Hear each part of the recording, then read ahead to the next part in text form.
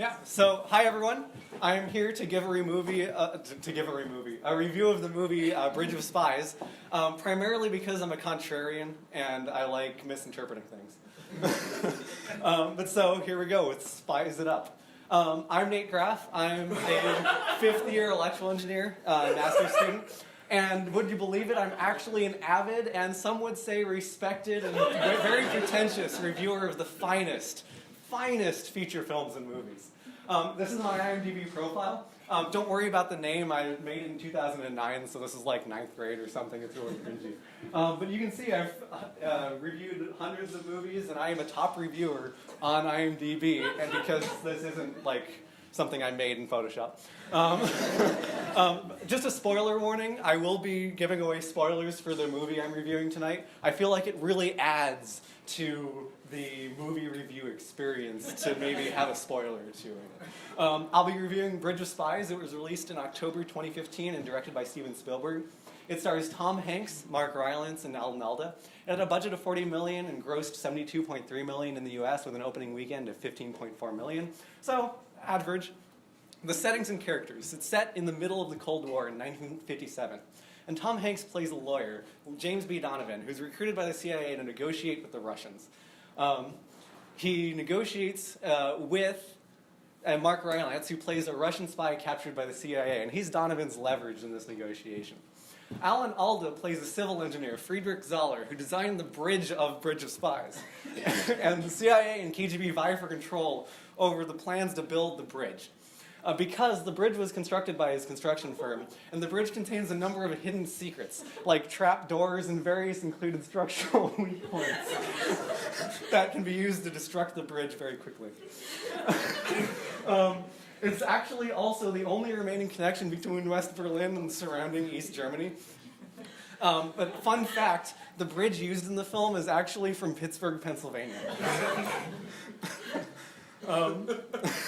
So, the musical score was composed by Thomas Newman, and, I found it somewhat derivative in a typically Spielbergian sense. Newman did his best to escape the confines of a spy thriller, but to little avail. I did appreciate the subtle homage, though, to the 1959 movie by Alfred Hitchcock. Tom Hanks plays James B. Donovan, who's a ruthless, no-nonsense negotiator. Tom Hanks, in his usual style, really inhabits the character. It's a really stunning performance. And, then Mark Rylance plays Vladimir Vysotsky. By far the worst performance. He speaks Russian with a British accent. It's really hard to maintain your suspension of disbelief with this kind of awful performance going on. Plays Friedrich Zoller, is really believable as a Berliner. His German accent was passable. He didn't really carry himself very convincingly as an engineer, though. The real hero there is the makeup department. He really looks 30 years younger in this photo. And there is plays the father of Carmen and Junie. Really, though, the thumb-thumbs are really out of place in this setting. The visual effects department, though, absolute 10 out of 10. They really earned what ought to have been a Tony for their performance, compositing the aliens blowing up the bridge. It's really just a master of VFX work. However, the alien bridge exploder is ridiculously impractical. Why would aliens side with the USSR anyway?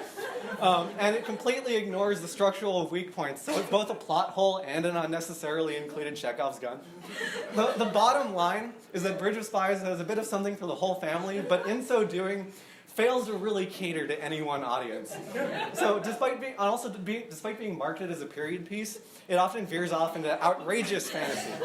So, in short, I rate this movie, I'm going to do this in 15 seconds, I promise.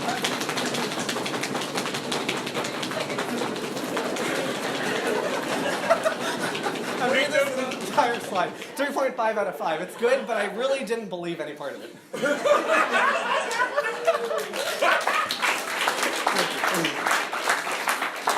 Actually, I also have a thank you slide because I ran out of stuff to make up about this movie. Thank you very much.